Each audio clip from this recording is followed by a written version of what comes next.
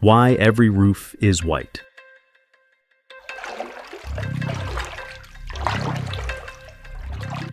Every 10 square feet of roof legally requires 100 imperial gallons of storage. That rule reveals how 60,000 people survive without rivers or lakes.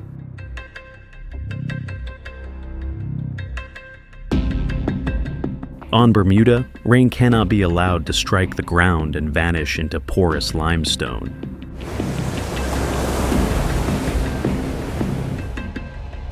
Each stepped roof catches the downpour, guides it across white stone, and feeds a tank beneath the house.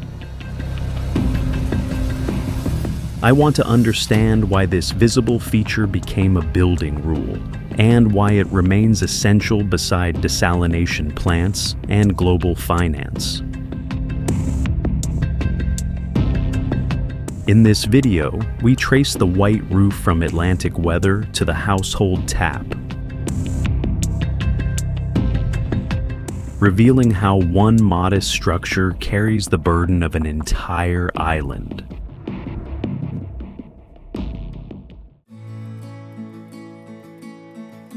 Atlantic isolation should have trapped a resource-poor island. A fast cedar sloop turned that barrier into trade. During the 18th century, Bermudian yards produced nearly 1,000 of these vessels, remarkable output for a small island with few resources. There was little fertile land to support a broad export economy, and no mineral wealth to dig from the ground. So, the island's builders worked with what they had: native cedar, skilled hands, and open water. Cedar made the sloop light and resistant to rot. Its hull and rig gave merchants speed and control across long-distance routes. The ocean had isolated Bermuda. The sloop reversed that pressure. Routes to North America and Europe put distant ports within commercial reach. Salt proved the model. Bermudian crews carried it from the Turks Islands to North American ports, converting another exposed island resource into substantial profit. That trade demanded more than a fast vessel.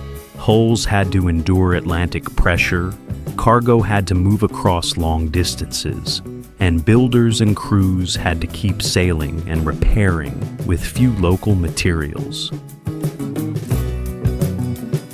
The same logic still sits on Bermuda's white roofs. With no rivers, rain is caught. With little land and few resources, cedar became a fleet, and the Atlantic became a trade route.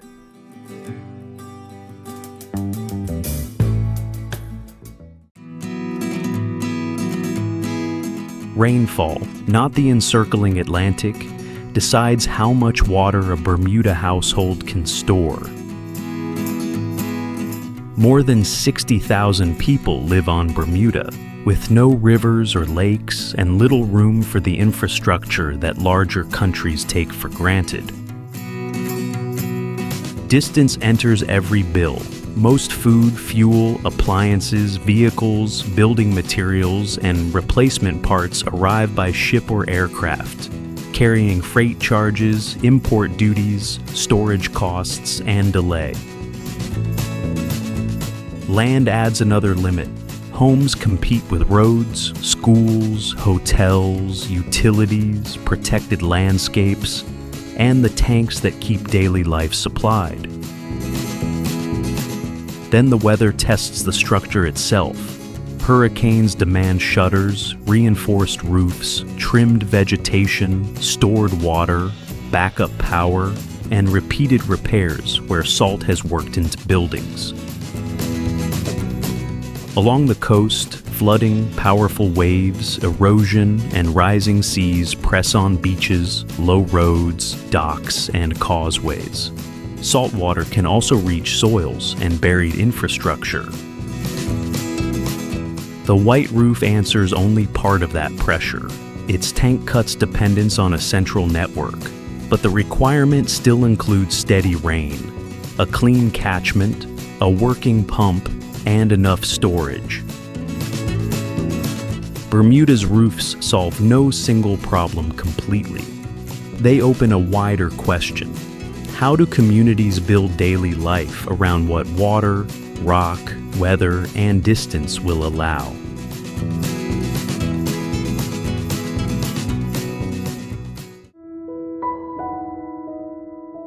Pink sand crowns an island whose limestone creates spectacle, but lets fresh water escape.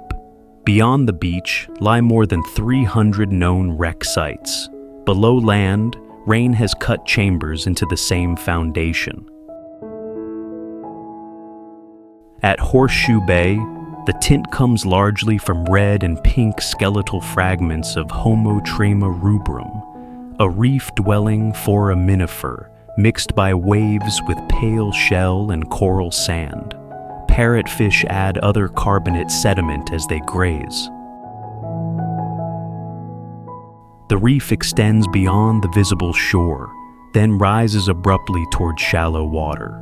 Before accurate charts and reliable engines, storms and busy Atlantic routes made those hidden ridges a constant hazard. Vessels left behind became hard surfaces for fish, corals, and sponges. A maritime loss slowly turned into marine habitat. Underground, slightly acidic rain enters fractures and dissolves limestone into chambers. Water does not gather at the surface, it sinks. Stalactites and columns grew while cave sections stood exposed during lower Ice Age seas. When sea level rose, the deepest chambers filled. Crystal caves clear pool records both infiltrating rain and the surrounding ocean. It is not a freshwater vault that households can simply pump.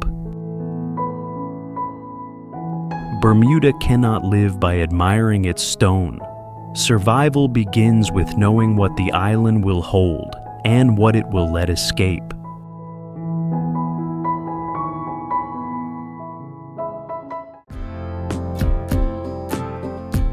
A low-rise waterfront city prices hurricanes, earthquakes, and industrial losses for markets around the world.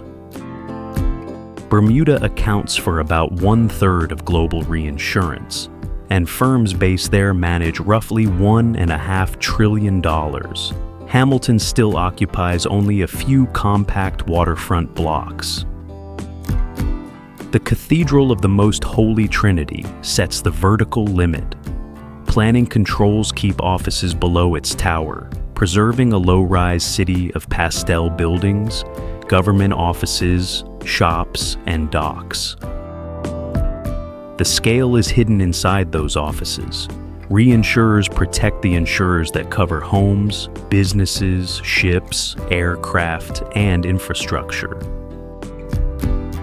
They take portions of risk from many companies and spread the cost across international pools of capital. One severe hurricane can hit one region.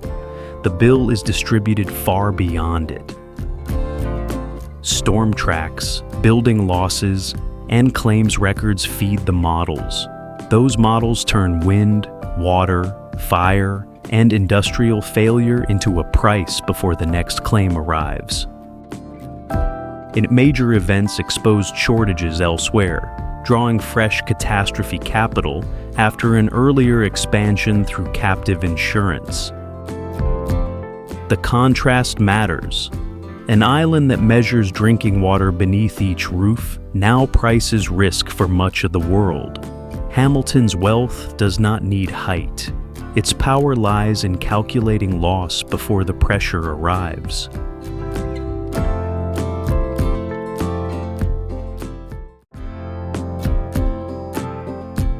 The sea that keeps Bermuda warm also gives Atlantic storms a clear run at its shores. 4 major currents enclose this ocean region without a single coastline, while the Gulf Stream carries tropical heat along its western edge. The Gulf Stream runs north, the North Atlantic Current turns east, and two more currents close the circuit. They define the Sargasso Sea by motion, not land. Floating sargassum collects inside this circulation. It shelters juvenile fish, turtles, crabs, and other open ocean life, turning drifting weed into working habitat. The Gulf Stream also carries warm tropical water past Bermuda. Winters stay milder, and coral communities survive unusually far north for an island at roughly 32 degrees. That support comes with pressure.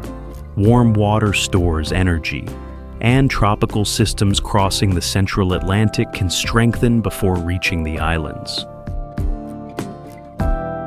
No broad landmass stands nearby to disrupt their winds first. Swell, storm surge, salt spray, and hurricane-force gusts arrive against a narrow territory. The threat is built into daily hardware. Harbors, coastal roads, shutters, roofs, and water tanks all answer the same exposed ocean. The white-stepped roof is the clearest answer. Heavy stone holds against Atlantic weather, while the same structure gathers the rain on which the household depends.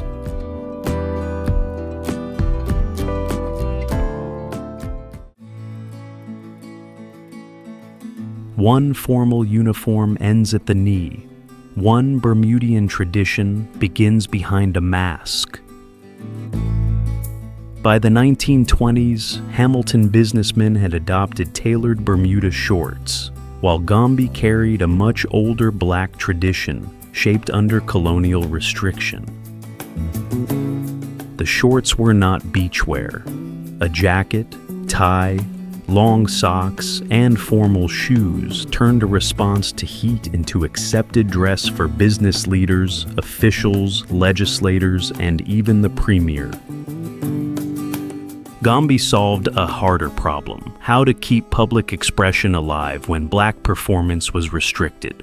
Painted masks offered anonymity. Drums, whistles, capes, and tall peacock feather headdresses gave each troop a clear identity. African and Caribbean rhythms mixed with indigenous and British elements. Fast movement carried that blend into streets, making memory and identity public. The troops are especially visible on Boxing Day and New Year. One tradition adapts formality to heat. The other carries memory through restriction. In Bermuda, endurance has more than one visual language.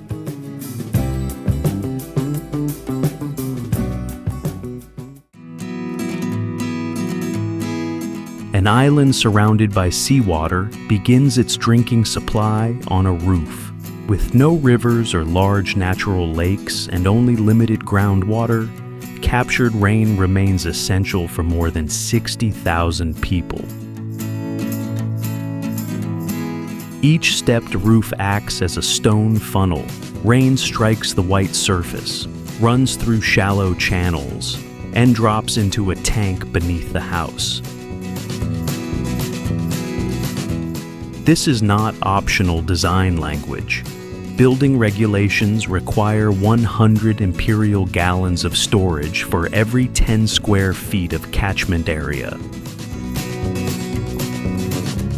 The rule turns architecture into household water capacity. A larger catchment must be matched by a larger reserve below it. White stone earns its place several times over. It reflects sunlight, helps collect cleaner water, cools the home, and adds weight against Atlantic hurricanes.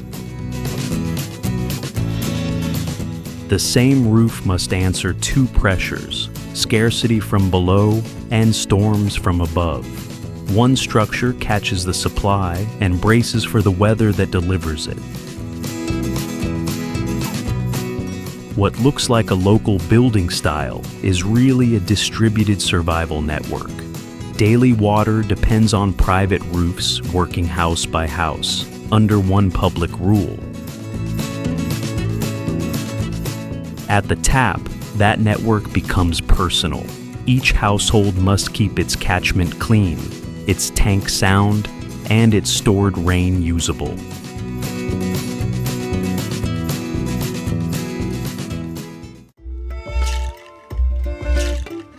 More than 60,000 people live on a sliver of land with no neighboring country a short crossing away. About 1,000 kilometers of open ocean separate Bermuda from North Carolina. The Caribbean lies far south. And 7 main islands and more than 100 smaller islands and rocky islets hold barely 53 square kilometers of ground. Bridges and causeways join the center, but they cannot shorten the surrounding ocean. Every outside connection must cross that water. Aircraft carry people, mail, and urgent supplies. Ocean-going ships bring food, fuel, vehicles, building materials, and the ordinary goods that daily life consumes. Hamilton concentrates commerce. The airport holds the eastern end, and cargo docks receive the island's physical lifeline. When rough weather interrupts those routes, local storage quickly becomes the measure of security. Distance, therefore, enters daily decisions: how much fuel to keep, which materials to import, and how tightly to use scarce land. Preparation is not seasonal theater here. That remoteness explains more than the tropical surface does. Basic security cannot be left entirely to a distant dock or runway. Bermuda begins with isolation, and isolation reaches the roof. Each home must help secure the water that keeps its household running.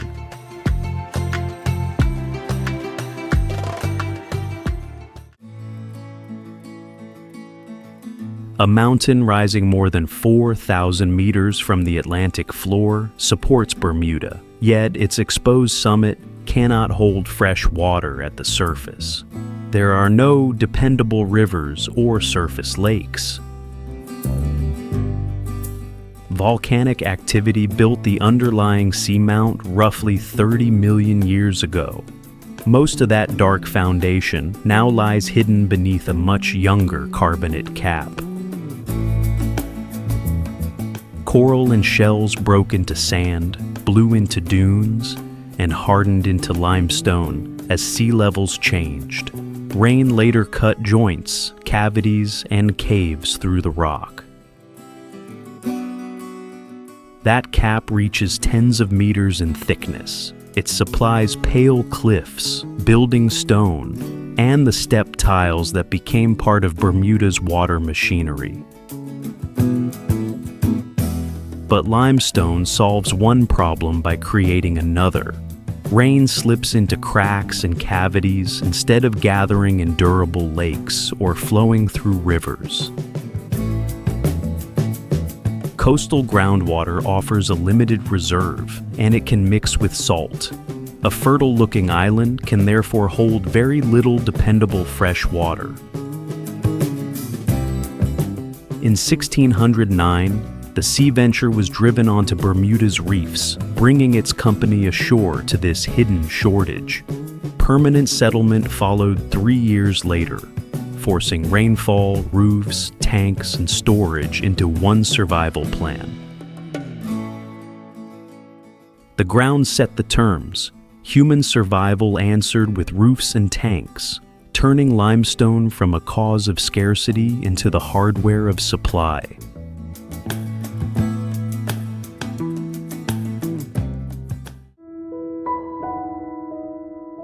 On an island of only about 53 square kilometers, even a parked car consumes scarce territory. Since 1946, households have generally been restricted to one private car, while the maximum speed limit is about 35 kilometers per hour.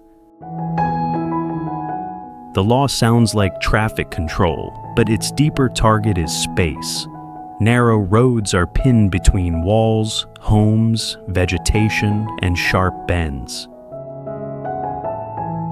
Traffic keeps to the left.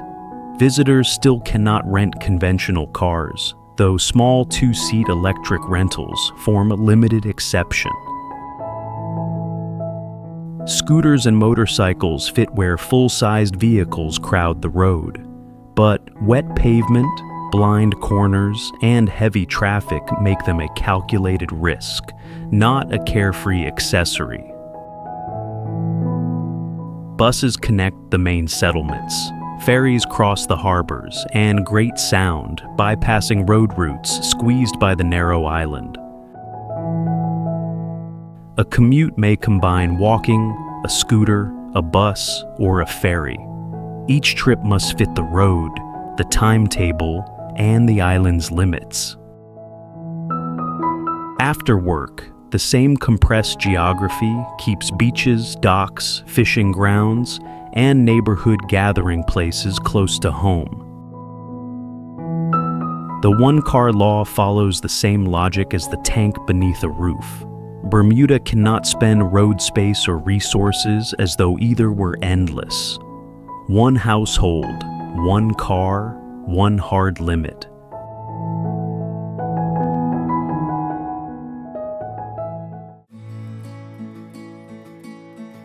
A river bend once dominated by docks and low-rise land now carries one of the world's most forceful displays of vertical finance. The Shanghai Tower rises more than 600 meters above Lujiazui, facing the historic Bund across the Huangpu River. This skyline was not inherited. Pudong was selected for rapid financial development in the 1990s, and construction compressed generations of urban change into a few decades. The Oriental Pearl Tower announced the shift first. Jinmao, the World Financial Center, and Shanghai Tower then drove the district higher. Height here is not ornament. Offices, hotels, shopping centers, observation decks, and transport interchanges are stacked because central land must carry immense flows of workers and capital. Below the towers, metro lines, tunnels, bridges, ferries, elevated roads, and pedestrian routes feed that concentration from across the metropolis. Vertical ambition depends on horizontal reach. Glass facades push the same argument outward. Each tower reflects its rivals and turns height into a corporate signal. Lujiazui is a stage built for urban ambition. Unlike compact, low-rise Hamilton, it makes global finance physically impossible to miss. Yet, vertical finance does not escape physical limits. Every tower depends on power, transit, drainage, and flood protection. Failure below can empty the skyline above. This cold ocean supports livelihoods only where rock offers shelter from its storms. Along Nova Scotia's Atlantic coast, exposed granite and slate break the shoreline into islands, drowned river valleys, gravel beaches, and working harbors. Settlements hold the sheltered inlets rather than exposed headlands.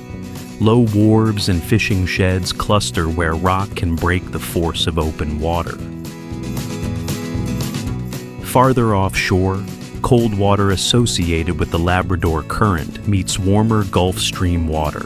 That contrast helps produce fog, sharp temperature changes, and productive fishing grounds.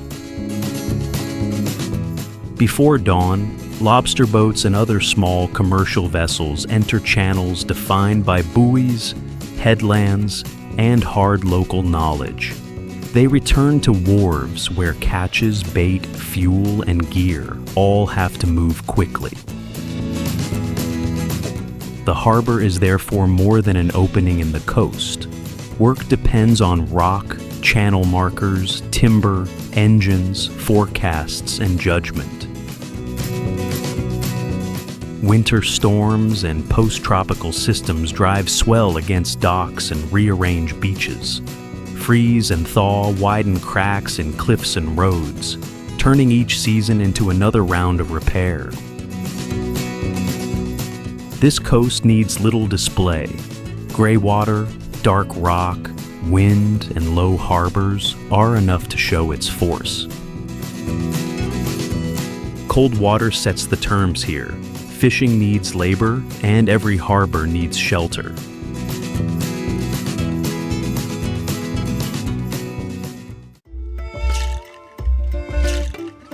Few quack can look untouched at the exact moment its coastline is carrying the weight of a fast-growing island economy.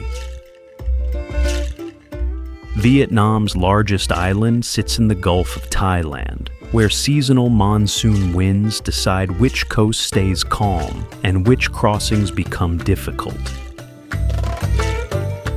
The ordinary details explain the island: boats near shore, shallow water shifting under cloud, and palms yielding to steady wind. Those boats belong to working settlements, not an empty tropical stage. The shallows carry fishing craft and connect households to the sea. Fishing, pepper cultivation, and anchovies fermented with salt in large wooden barrels built livelihoods long before the resort boom.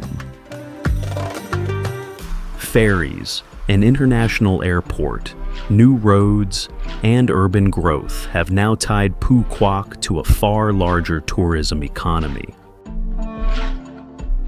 That growth creates a harder equation: rising demand for freshwater, sewage treatment, and waste removal, with mounting pressure on beaches and access to the shore. Forested uplands slow runoff and protect water catchments, while reefs and seagrass support fish and other marine life. These natural supports now share the island with expanding roads, resorts, and towns. A moored boat and leaning palm still carry the island's working rhythm, but roads and resorts are changing the water, waste, and shoreline systems that make it possible.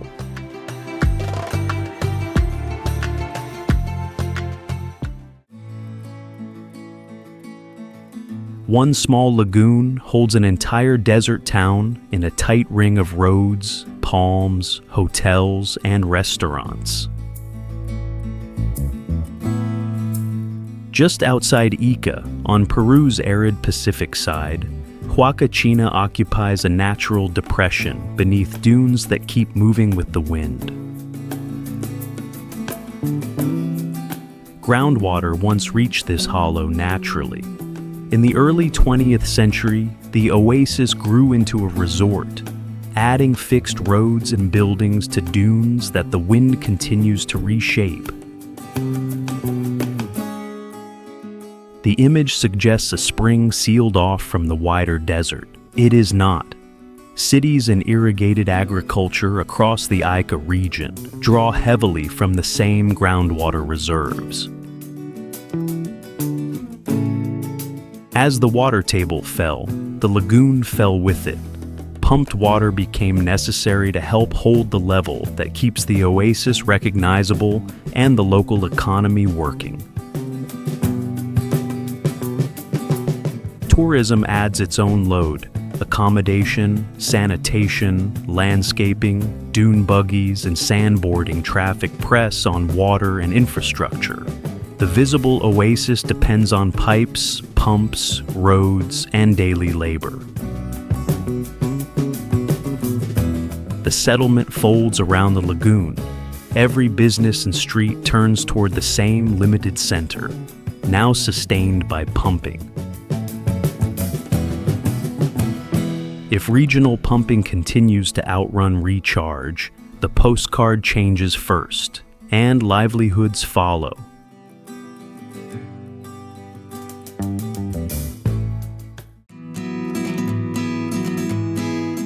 These corals build reefs in water that pushes reef life close to its physical limit.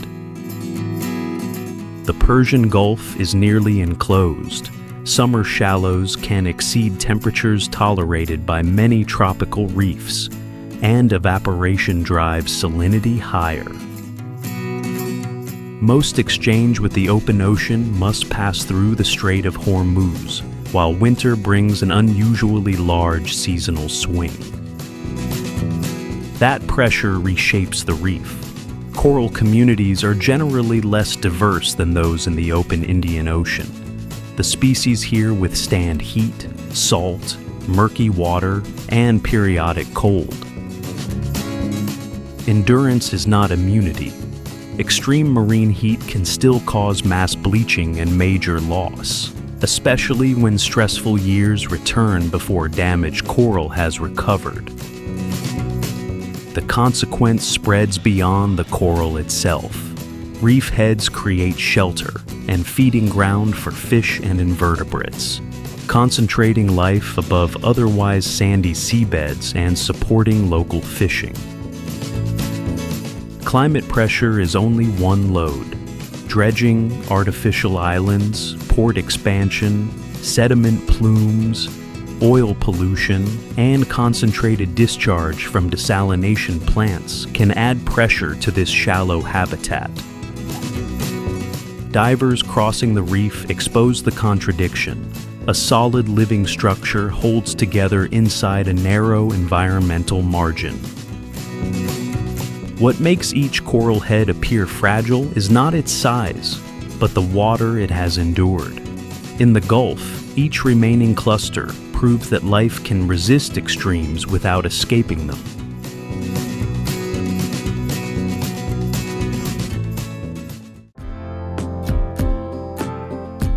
Rain enters solid limestone through narrow cracks, then opens shafts, river passages, and immense underground chambers. At Phong Nha Ke Bang in central Vietnam, tectonic uplift, tropical rainfall, and underground rivers have worked on the same karst for thousands of years. The force begins as weak chemistry. Rain absorbs carbon dioxide from air and soil, becomes mildly acidic, and dissolves the rock along existing fractures. Drop by drop, those fractures widen. Water cuts routes downward, carries sediment through the dark, and links chambers to the Sun and Che river systems. The same water also deposits new stone.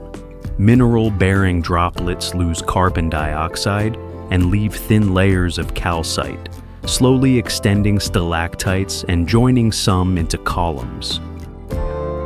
These formations are not frozen ornaments. Each layer marks another cycle of seepage through porous rock. The formation is still growing, not fixed in time. In the wet season, cave rivers can rise quickly, close routes, move debris, and flood nearby lowlands. In drier periods, boats and walking paths can enter passages that water had sealed off. Specialized organisms depend on this darkness. Tourism brings lighting, footsteps, waste, and construction that can alter humidity and water quality. At Phong Nha, every drop can remove limestone or leave calcite behind.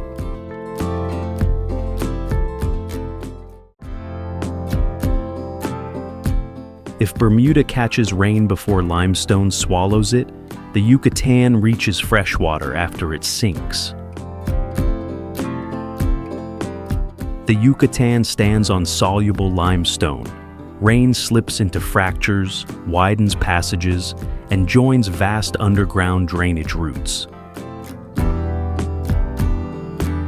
When a cave roof grows too thin and collapses, groundwater is exposed as a cenote, an open pool, a vertical shaft, or a partly enclosed cavern.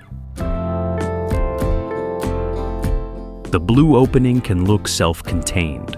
It is not. Cenotes may connect through long flooded caves, carrying water far beyond the visible chamber. Near the coast, that fresh water generally rests above denser salt water. Changes in pumping or rising sea level can disturb the boundary and pull salt farther inland. For Maya communities, these openings supplied drinking water and carried ceremonial importance. Settlements and routes often formed around reliable access. The same porous rock that fills the pools also strips away protection. Sewage, farm chemicals, and tourism waste can enter quickly without the slow filtration of deeper soils. The Blue Pool is not an isolated well, but one opening into a connected reserve moving through limestone, abundant in appearance, vulnerable at system scale.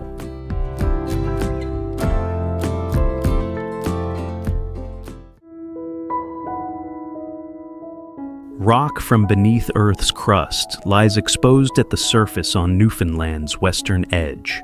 In the rust-colored tablelands, mantle rock records the collision of ancient continents and helped geologists understand how tectonic plates move.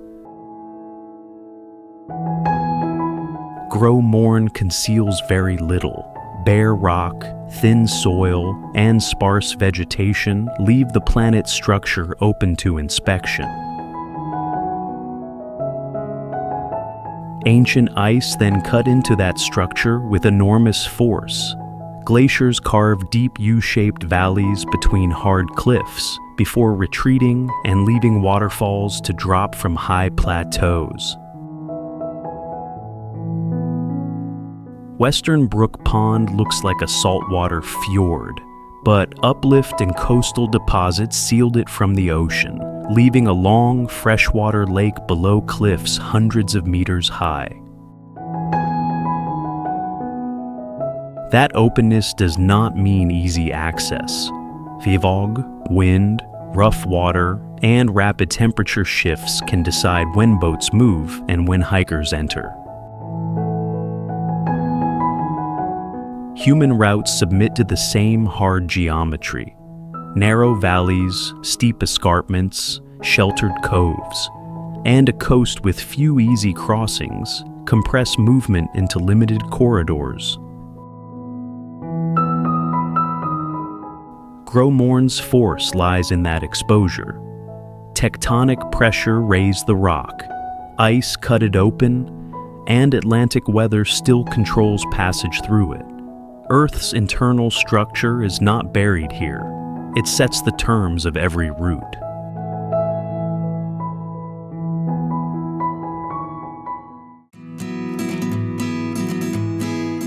A boundary that looks thin from the air carries the force of the Indian Ocean around Mauritius. Across much of the coast, fringing and barrier reefs enclose shallow lagoons between volcanic land and deep water. From above, color becomes a working map. Turquoise marks sand, rubble, and shallow reef flats. Darker blue reveals seagrass, living coral, channels, and sudden drop-offs.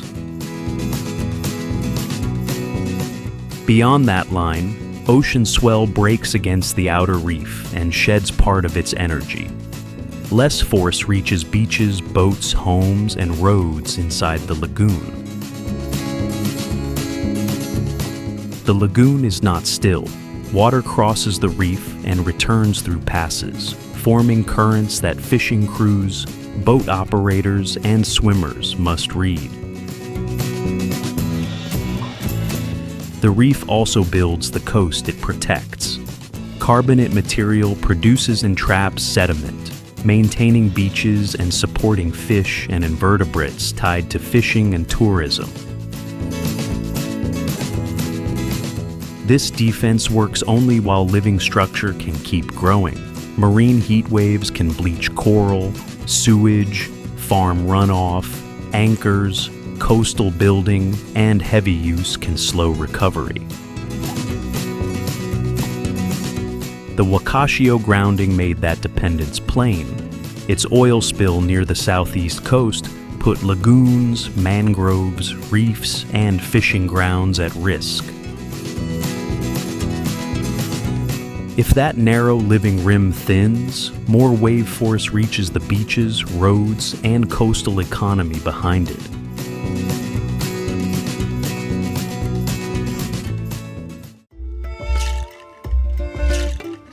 Gwadar's old harbor is kept at sea by work done on dry land. Beside modern port construction, carpenters still build and repair fishing boats by hand, using templates, experience, and the eye. Gwadar sits on Pakistan's Makran coast near the Gulf of Oman, tied to the mainland by a narrow sandy isthmus beneath a hammerhead-shaped headland. On the old waterfront, carpenters shape heavy planks, fit ribs, drive fastenings, and pack the seams. Hulls are sealed, weathered surfaces repainted, and diesel engines serviced for another run. The rhythm lies in the hands, not the horizon. Wood, rope, peeling paint, and hammer blows show a town maintaining itself one repair at a time. The tide sets the workshop clock. Boats must be hauled high enough to expose the hull, and shoreline space decides how much work can happen at once. Even when vessels stay ashore, the harbor does not stop. Nets, ice, fuel, catches, and repairs keep labor moving through the day. The nearby modern port brings a harder contrast. New construction can shift access and land use, placing the future of fishing livelihoods under pressure. Gwadar's old harbor survives through skilled maintenance. Its strength is measured by whether the next hull can return to sea.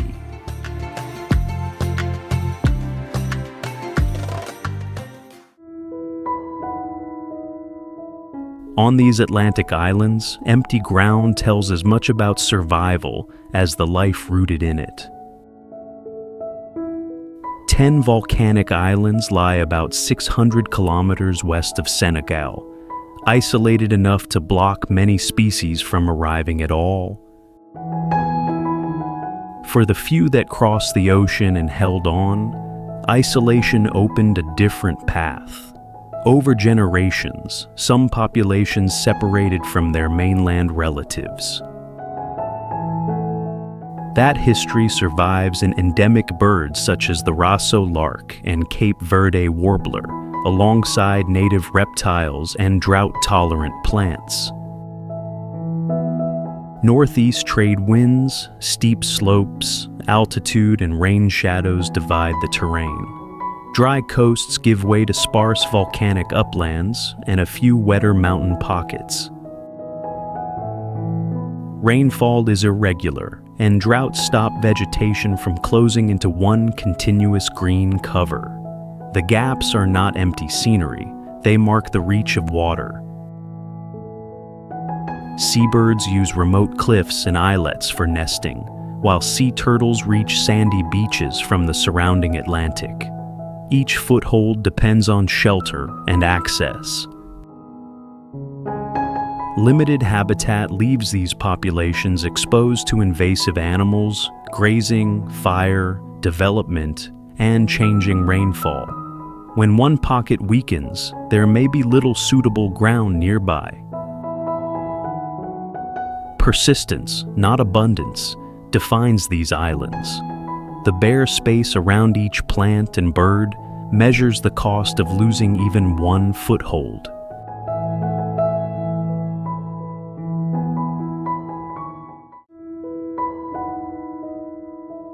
The Pacific does not sit still long enough to become scenery on Tofino's outer coast.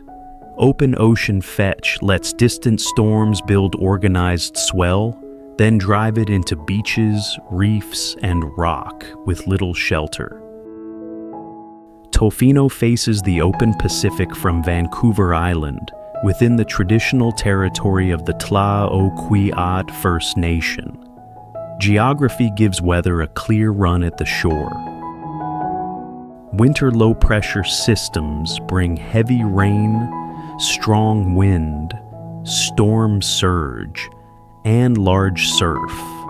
The same conditions sold as storm watching can also bring flooding, erosion, power failures, and heavy logs moving through the breakers. This is not spectacle but labor. Waves move sand, grind rock, and redraw the intertidal edge. Mist and rain carry ocean moisture into the temperate rainforest. Each tide exposes and covers a working zone. Mussels, barnacles, seaweed, shorebirds, and marine mammals occupy different levels, each time to the returning water. Streams return freshwater, wood, and sediment to the coast.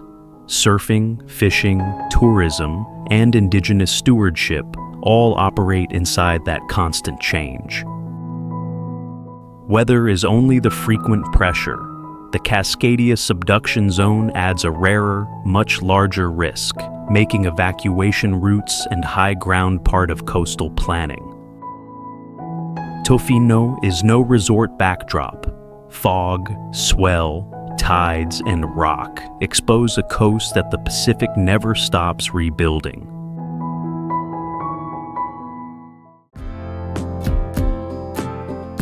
The water here looks gentle because the coast is hard.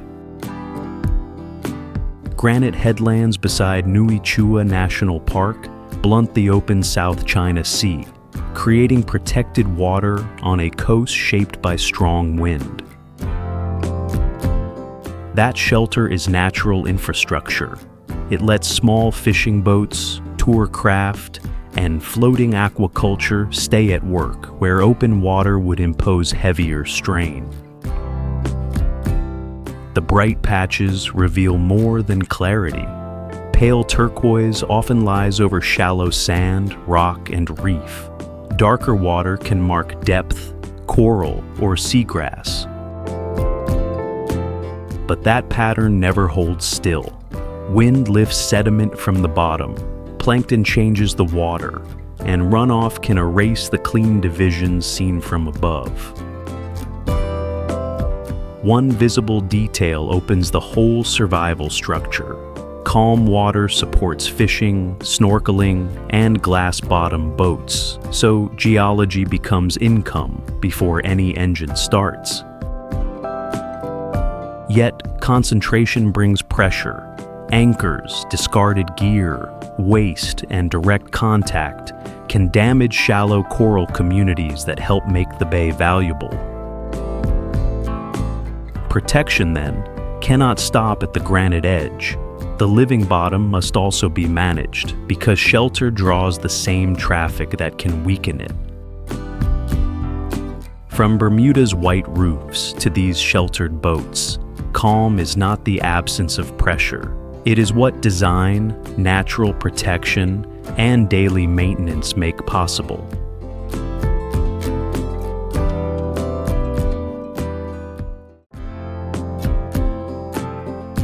With each tide, salt water covers the roots of a forest. Gray mangrove, Avicennia marina, filters salt below and expels part of it through its leaves. Around Ketchum Island and the Strait of Quran, the Hara mangroves occupy tidal channels whose usable width changes within hours. This is neither fixed land nor open sea, but a working boundary controlled by the tide. At high tide, seawater floods the trunks and mudflats. At low tide, channels tighten, roots emerge, and boats must hold to deeper routes to avoid grounding. Boat operators and fishers read depth, tide, and channel shape as working instruments. A route open in the morning can become exposed mud hours later. Flooding carries nutrients into the shallows.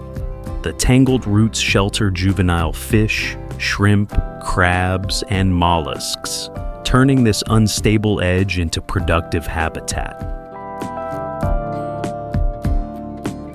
Roots slow water, trap sediment, and reduce some wave energy before it reaches the coast. They make the island's edge less exposed without turning it rigid.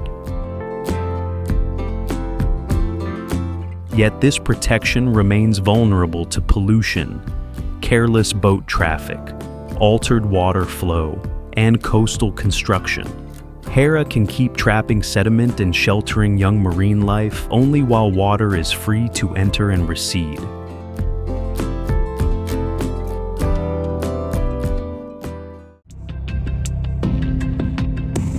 My conclusion is plain. Bermuda's white roofs are not a decorative signature.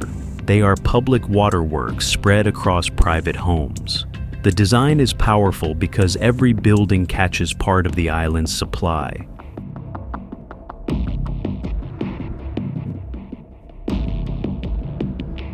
It is also exposed. Salt, hurricanes, rising seas, expensive imports, and shifting rainfall keep pressing on the same narrow land. Wealth can fund desalination and repairs, but it cannot repeal geography. The larger warning reaches far beyond Bermuda. As freshwater grows less reliable, cities will need buildings that do more than occupy ground.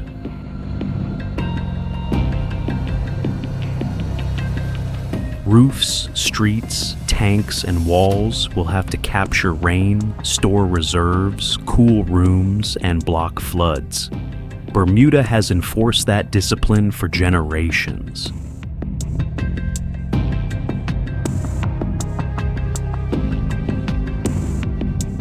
Its skyline proves that endurance is often secured not by one colossal project, but by thousands of ordinary structures obeying one hard rule.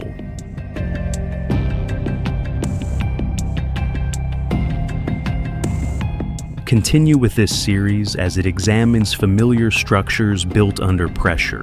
The next documentary follows the same thread, showing where else scarcity has been turned into design for daily survival.